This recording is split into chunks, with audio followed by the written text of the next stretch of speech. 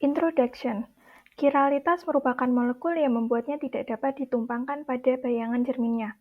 Sifat ini sangat penting dan berhubungan dalam aktivitas obat karena interaksi antar obat dan target biologisnya bisa berbeda-beda tergantung pada enantiomer atau molekul kiral obat. Enantiomer dapat dibagi menjadi dua, yaitu eutomer dan distomer. Eutomer merupakan enantiomer yang bertanggung jawab atas aktivitas biologis. Distomer mungkin kurang aktif atau bahkan tidak aktif dibandingkan eutomer. Penggunaan obat enantiomer tunggal dapat menghasilkan profil farmakologis yang lebih sederhana dan lebih efektif. Peningkatan indeks terapeutik, farmakokinetik yang lebih sederhana, dan penurunan interaksi obat, dan juga permintaan untuk menentukan dan mengontrol kemurnian enantiomer-enantiomer dari campuran rasemat. Beberapa metode telah digunakan untuk mendapatkan enantiomer tunggal, seperti metode resolusi, sintetis enantioselektif, dan pendekatan analitik enantioselektif. Kiralitas juga dapat mempengaruhi metabolisme obat. Mungkin salah satu enantiomer bisa lebih aktif dibandingkan isomer lainnya. Thalidomid sering digunakan sebagai contoh obat yang tidak dapat digunakan sebagai campuran rasemat karena diastomernya yang toksik. Toksisitas thalidomid terbukti berhubungan dengan distomer dan S-isomer, sedangkan R-enantiomer mewakili eutomer. Dengan demikian, terjadilah pendekatan yang berguna untuk mengembangkan obat baru dari obat yang sudah ada atau sering disebut reposisi obat. Thalidomid telah diusulkan sebagai obat reposisi untuk penggunaan beberapa penyakit, termasuk kanker, khususnya multiple myeloma. Sehingga dapat dikatakan bahwa kiralitas adalah topik penting dalam ilmu farmasi karena dapat membantu farmasis memahami mekanisme molekul penyakit, mengatasi resistensi antimikroba, dan mengurangi toksisitas obat. Yang selanjutnya adalah obat yang bertindak pada sistem kardiovaskular. Ada obat anti-aritmia. Obat anti-aritmia diklasifikasikan secara berbeda menurut klasifikasi Vaughan-Williams. Ada kelas 1, termasuk obat yang bekerja pada saluran natrium dibagi lagi menjadi 3 subkelas, kelas 1A, kelas 1B, dan kelas 1C. Kemudian ada kelas 2. Kelas 2 adalah agen menghambat beta-adrenergik. Kemudian kelas 3 termasuk obat yang memblokir saluran kalium. Kelas 4 pada obat yang menghambat masuknya kalsium selama berbagai fase potensial aksi yang memperpanjang repolarisasi.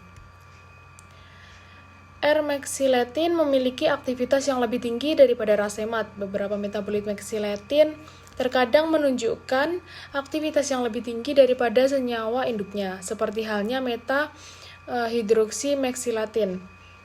R-enantiomer adalah eutomer pada aritmia, menunjukkan inotropisme negatif lebih tinggi daripada mexiletin.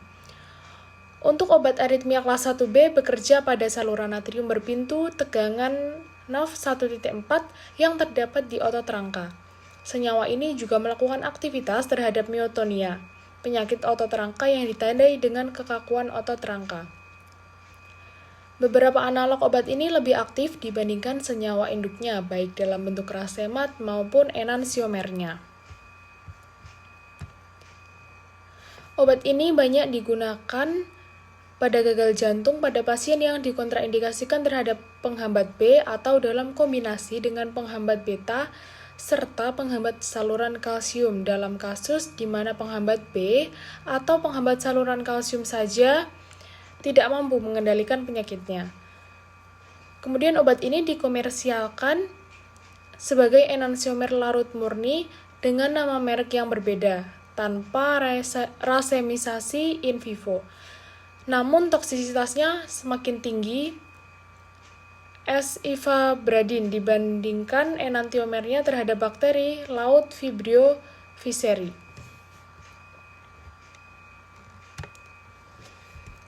Yang selanjutnya ada obat antihipertensi. Inhibitor enzim pengonversi angiotensin atau disebut dengan ACE, termasuk kaptropil, benazepril, enalapril, moexipril, dan imidapril, merupakan senyawa kiral. Ini menggambarkan stereogenik dan mungkin ada sebagai dua pasangan enantiomer dari dua diastereoisomer. Yang pertama ada escaptropil, adalah obat ACE inhibitor pertama yang disintesis untuk hipertensi terapi pada tahun 1970-an. Benazepril mengandung 2 sterogenik pusat, tetapi saat ini tersedia sebagai enantiomer tunggal. Untuk pengobatan hipertensi, gagal jantung kongestif, hipertensi, dan gagal ginjal kronis, serta kardiotoksisitas doxorubisin. Enalapril adalah obat terapi pencegahan kardiomiopati ventrikal kanan aritmogenik tipe 5 atau ARVC5. Bentuk kardiomiopati aritmogenik paling agresif pada manusia yang tidak ada terapinya. S-enantiomer memiliki aktivitas penghambatan ACE, sedangkan R-enantiomer kurang aktif. Yang selanjutnya adalah sartan. Sartan adalah senyawa kimia yang bekerja sebagai antagonis reseptor AT1 angiotensin II. Obat ini digunakan untuk mengobati tekanan darah tinggi dan juga gagal jantung. Losartan adalah sartan arkial pertama yang dikembangkan. Obat ini diikuti oleh valsartan, ibersartan, candesartan, eprosartan, telmisartan, dan beberapa lainnya. Dan valsartan adalah sartan kiral yang hanya tersedia dalam bentuk enantiomer S. Enantiomer R tidak memiliki efektivitas yang sama dengan enantiomer S. Yang kedua ada inhibitor neprilesin. Ecadotril adalah inhibitor neprilesin kiral yang digunakan untuk mengobati gagal jantung. Obat ini bekerja dengan cara memblokir aktivitas enzim neprilesin yang memecah peptida vasoaktif. Ecadotril tersedia dalam bentuk dua. Yang pertama itu ada enantiomer. Terdapat bentuknya itu 2 enantiomer. Yang pertama ada desecadotril dan S-ecadotril. Desecadotril memiliki efek antisekresi usus, sedangkan S-ecadotril memiliki efek kardiovaskular. Yang kedua ada obat beta-adrenergic. Obat beta-adrenergic adalah golongan obat yang digunakan untuk mengobati tekanan darah tinggi, gagal jantung, dan angina. Obat ini bekerja dengan cara memblokir efek adrenalin pada tubuh. Obat beta-adrenergic tersedia dalam 2 jenis. Yang pertama ada beta blocker dan beta agonis. Beta blocker bekerja dengan cara memblokir efek adrenalin, sedangkan beta agonis bekerja dengan cara meniru efek adrenalin. Selanjutnya, obat beta-adrenergic yang umum digunakan termasuk ada propanolol, bisoprolol, carvedilol, metoprolol, labetalol, sotalol, nebivolol, dan seterusnya. Selanjutnya ada obat-obat kiral. Obat kiral merupakan obat dengan 2 versi molekul yang berbeda atau enantiomer yang berbeda dengan struktur cerminan satu sama lain. Hal ini dapat menghasilkan efek yang berbeda pada tubuh manusia. Beberapa contoh obat kiral yang digunakan dalam kondisi medis seperti berikut. Ada sartan untuk mengobati tekanan darah tinggi, contoh obatnya losartan, valsartan, ibersartan, dan candesartan. Yang kedua ada inhibitor neprilesin untuk mengobati gagal jantung dan Alzheimer, contoh obatnya ecadotril. Ada beta blocker untuk mengobati tekanan darah tinggi, gagal jantung, dan aritmia jantung, contoh obatnya propanolol, bisoprolol, dan carvedilol, serta metoprolol. Yang keempat ada agonis beta-2 adrenergic untuk mengobati asma dan penyakit paru obstruktif kronis. Contoh obatnya salbutamol, terbutalin, formoterol, salmeterol, dan indacaterol. Yang terakhir adalah obat untuk sistem syaraf pusat, mengobati berbagai kondisi seperti SSP, termasuk depresi, kecemasan, nyeri, contohnya ketamin dan esketamin, serta duloxetine. Anestesi lokal umum digunakan seperti bupivacain, benzocain, ropivacain, dan chloroprocain. R dan S, enantiomer anestesi lokal, perbedaannya di aktivitas farmakodinamik, farmakokinetik, dan toksisitas. Levobupicain dan ropivacain merupakan enantiomer levorotatory. Ditemukan lebih aman dibandingkan dengan bivacain. Ropivacain anestesi lokal pertama yang digunakan sebagai enantiomer murni dan disetujui di Amerika Serikat pada tahun 2000. Obat anti nonsteroid atau NSAID, contohnya ibuprofen, dia infeksi viral. S-ibuprofen lebih aktif dalam menghambat COX-1 dibandingkan R. Ibuprofen. Ketika diberikan sebagai rasemat, ibuprofen mengalami enantiomerisasi menjadi S-ibuprofen. R-ibuprofen berperilaku sebagai proobat untuk S-ibuprofen. Naproxen, ketoprofen, phenoprofen, flurbiprofen, indoprofen juga merupakan NSAID chiral, di mana S enantiomer lebih efektif. Edotolak dan pemedolak menunjukkan aktivitas antiinflamasi dan analgesik, serta etodolak juga memiliki aktivitas antikanker dengan R-edotolak lebih kuat dalam menghambat sinyal WNT. Kemudian ada antibakterial. Linezolid adalah antibiotik dengan sifat unik, merupakan satu-satunya antibiotik yang efektif melawan bakteri gram-positif multiresisten. Ia memiliki bioavailabilitas oral yang baik dan masuk ke hampir semua organ tubuh dalam konsentrasi terapeutik. Linezolid juga efektif melawan Enterococcus faecalis, patogen yang menyebabkan penyakit serius pada manusia. Tedizolid, obat parenteral lainnya, juga memiliki efek antibakteri yang baik dan telah disetujui untuk mengobati infeksi kulit dan struktur kulit. Golongan antibiotik fluoroquinolone termasuk levofloxacin juga memiliki efek antibakteri yang kuat. Baru-baru ini, kompleks gemifloxacin basacid telah menunjukkan aktivitas antibakteri dan anti jamur yang tinggi. Selanjutnya, antimalaria dan antivirus. Agen antivirus dan antimalaria umumnya memiliki karbon stereogenik atom. Obat antimalaria kiral seperti klorokuin dan analognya, hidroksiklorokuin, memiliki aktivitas antivirus terhadap virus HIV-1 dan AIDS.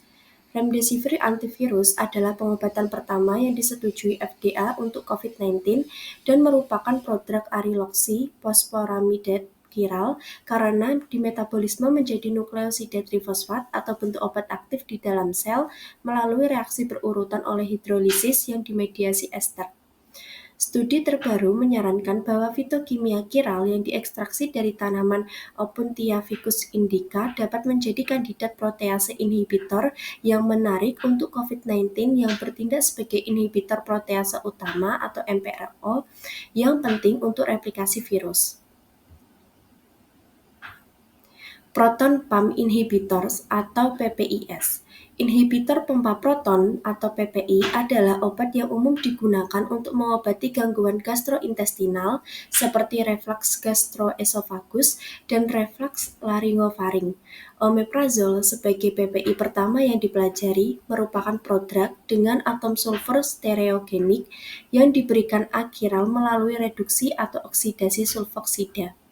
PPI lain seperti lansoprazol mengalami saklar kiral dengan peluncuran enantiomer dextrorotasi tunggal yaitu R-lansoprazol atau dexlansoprazol di pasar USA. Namun, belum ada bukti bahwa enantiomer ini lebih unggul dalam hal kemanjuran dalam studi prapersetujuan. Obat anti kanker. Obat anti kanker, baik dari sumber alam maupun sintetis, seringkali memiliki banyak cincin dan pusat stereogenik dalam strukturnya. Antibiotik mikroba seperti dexorubicin, bleomycin, antinomycin, dan mitomycin C telah terbukti memiliki sifat anti kanker yang baik. Senyawa turunan tanaman seperti alkaloid vinca, camtotesin, epipodopilotoksin, dan taxanes efektif sebagai agen antitumor. Selain itu, flavanoles dan flavanon adalah senyawa alami yang menghadirkan pusat stereogenik dan khususnya naringenin, hesperetin, dan hesperidin, polifenol bioaktif utama dalam sayuran dan buah jeruk, telah menunjukkan aktivitas antitumor.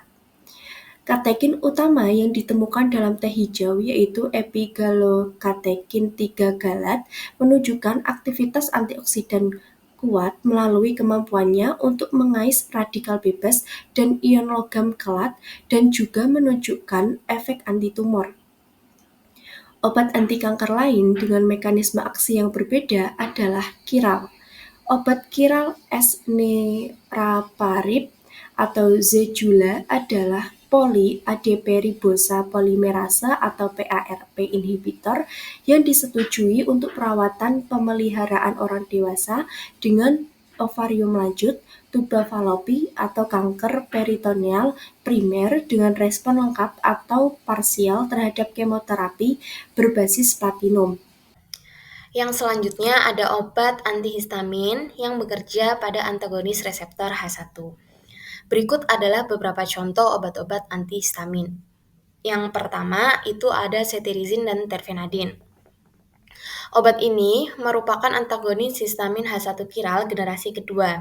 Terfenadine menginduksi pemanjangan interval QT serta berkontribusi terhadap aritmia jantung. Lalu selanjutnya ada levocetirizine. Sering direkomendasikan untuk wanita menyusui karena efek sedatifnya lebih sedikit dibandingkan antihistamin generasi yang pertama. Lalu ada fexofenadine, merupakan antihistamin generasi ketiga yang sangat selektif di mana banyak digunakan pada penyakit alergi. Obat ini memiliki profil keamanan yang lebih baik dibandingkan dengan obat-obat yang lain. Selanjutnya ada racemic dimetinden maleat, yaitu obat antihistamin H1 yang banyak digunakan dalam pengobatan reaksi alergi pada manusia. Selanjutnya ada selective serotonin reuptake inhibitor atau SSRI. 4-aryl-piperidine seperti paroxentin dan femoxentin adalah inhibitor reuptake 5-HT selektif kiral yang digunakan untuk pengobatan depresi, kecemasan, serta gangguan panik. Paroxentin ini mengandung 2 pusat stereogenik dan membentuk diastereoisomer eritro dan treo atau yang biasa kita sebut dengan cis dan trans. Yang sering terjadi sebagai pasangan enantiomer. Akhir-akhir ini penelitian mengenai senyawa ini perlu ditingkatkan karena pandemi COVID-19 dan sekarang sindrom pasca COVID di mana pengobatan depresi menjadi penting bagi banyak pasien tanpa memandang jenis kelamin. Femoxentin merupakan senyawa yang berkerabat dekat dengan paroxentin. Femoxentin sendiri merupakan senyawa yang bertanggung jawab dengan aktivitas antidepresan. Kemudian ada serin protease faktor B inhibitor. Sistem komplement merupakan bagian penting dari suatu kekebalan bawaan karena kemampuannya mendeteksi sel asing dan menginduksi kematiannya. Meskipun demikian, regulasi berlebihan menyebabkan berbagai penyakit, termasuk degenerasi makula, hemoglobinuria nokturnal paroksimal, serta nefropati. Dengan demikian, identifikasi molekul baru yang mampu memblokir jalur alternatif sistem komplement dan khususnya aktivasi faktor B dengan menghambat serin protease dapat menjadi penting untuk pengobatan berbagai penyakit yang dimediasi komplement. LNPO23 merupakan penghambat pengikatan kiral reversibel dengan afinitas dan selektivitas tinggi terhadap faktor komplement B dan saat ini diadopsi dalam uji klinis untuk pengobatan berbagai penyakit ginjal dengan keterlibatan sistem komplement abnormal, termasuk hemoglobinuria nokturnal paroksimal, nefropati, IgE, dan membranosa. Nefropati baru-baru ini juga disarankan untuk pengobatan lupus nephritis, yaitu salah satu implikasi paling umum dari lupus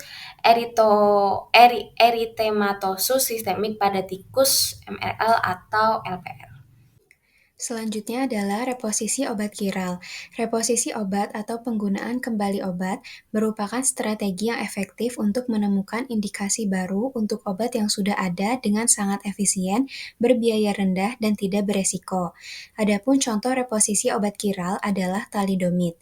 Thalidomid adalah obat kiral yang pernah digunakan untuk meredakan mual di pagi hari pada ibu hamil. Namun sayangnya obat ini kemudian diketahui dapat menyebabkan teratogenik atau kecacatan pada janin atau bayi, sehingga obat ini terkenal sebagai teratogen atau neurotoksik. Saat ini, thalidomid direposisi dan mendapatkan persetujuan FDA untuk pengobatan erythema nodosum leprosum dan multiple myeloma di bawah kendali ketat. Hal ini juga telah terbukti efektif dalam pengobatan kanker endometrium dan pankreas yang sulit disembuhkan pada ginjal, esofagus, kemoterapi stadium lanjut, dan digunakan dalam pengobatan peradangan kulit, gangguan autoimun, dan penyakit radang usus. Kesimpulan yang dapat diambil dari jurnal ini adalah, kiralitas memiliki konsep yang menarik dalam kimia dan merupakan fitur yang sangat tersebar dari banyak obat alami atau sintesis yang memiliki jangkauan aplikasi luas. Molekul kiral yang mengandung pusat stereogenik tunggal ada sebagai campuran enantiomer dalam perbandingan berbeda atau sebagai bentuk enantiop murni. Telah diketahui dengan baik bahwa enantiomer hanya menunjukkan sifat fisik dan kimia yang sama dalam lingkungan kiral, tetapi berperilaku sangat berbeda dalam lingkungan kiral. Selain itu, isomer mungkin mempunyai profil metabolik, toksikologi, dan farmakologi yang berbeda, atau bahkan sepenuhnya berlawanan. Oleh karena itu, komponen individu dari pasangan enantiomer biasanya memiliki perbedaan yang signifikan dalam aktivitas farmakokinetik dan farmakodinamiknya, sehingga kesadaran berkelanjutan para ahli farmakologi tentang peran penting kiralitas dalam berbagai aplikasi dan identifikasi stereoisomer yang tepat merupakan hal yang sangat penting. Sekian presentasi dari kelompok kami, kurang lebihnya mohon maaf. Wassalamualaikum warahmatullahi wabarakatuh.